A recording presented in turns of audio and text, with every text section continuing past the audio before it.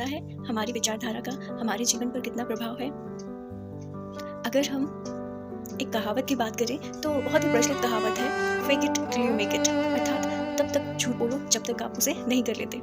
अगर हम इसका सकारात्मक संदर्भों में अर्थ समझें तो आपको कोई चीज़ बनना है ना, कोई बड़ा पद पाना है जीवन में, तो आप पहले उसकी तरह व्यवहार करते हैं और जैसे आप धीरे धीरे व्यवहार करने लगते हैं, धीरे धीरे आप अपने आप को उसके काबिल समझने लगते हैं और फिर आप वो लक्ष्य पर प्राप्त भी कर लेते हैं। तो इस जो ये कहावत है उसके कहने का अर्थ अगर हम समझें तो ये है कि अपनी विचारधारा को इस तरह बना दो कि हमने कुछ चीज़ पा ली है ना।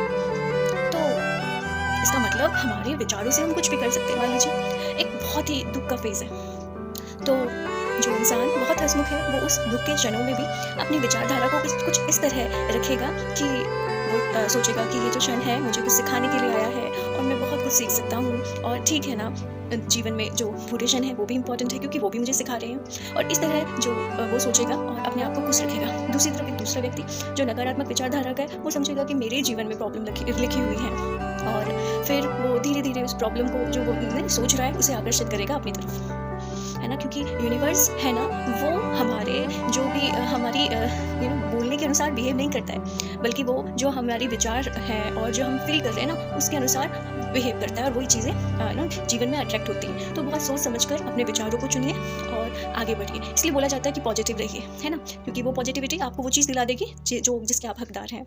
और अगर आप नेगेटिव रहेंगे तो जीवन में नेगेटिव ही अट्रैक्ट होगा ना। तो अपनी विचारधारा को बहुत ही सोच समझ कर चुनना है। तो खुशियाँ भी ऐसी ही होती हैं।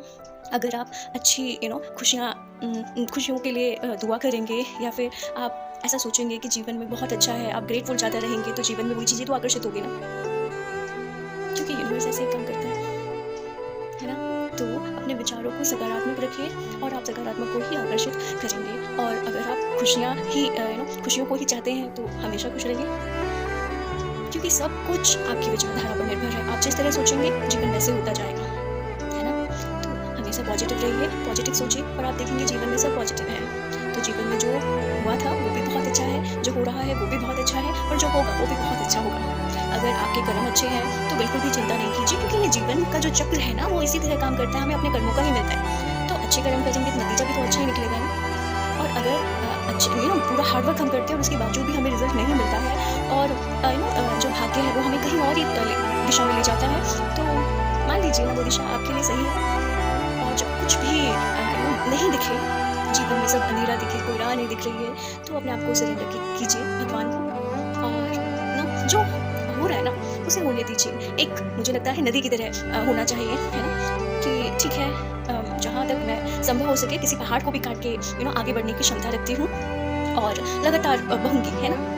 फिर आप देखेंगे कि धाराएं भी नदी में मिल जाती हैं, जो उससे बिछुड़ती हैं नदी से, और फिर नदी अंत में सागर में मिल जाती है। तो आप भी वो प्राप्त कर सकेंगे जो आपको सच में मिलना चाहिए, जिसके आप हकदार हैं, और वास्तव में वो आपको मिलेगा। पर जो ये सोच है ना, इसे हमेशा सकारात्मक रखिए और आप देखेंगे सब कुछ जीवन में सकारात्मक हो रहा है। Thank you. Happiness is a choice, not a result. Nothing will make you happy until you choose to be happy. No person will make you happy unless you decide to be happy. Your happiness will not come to you. It can only come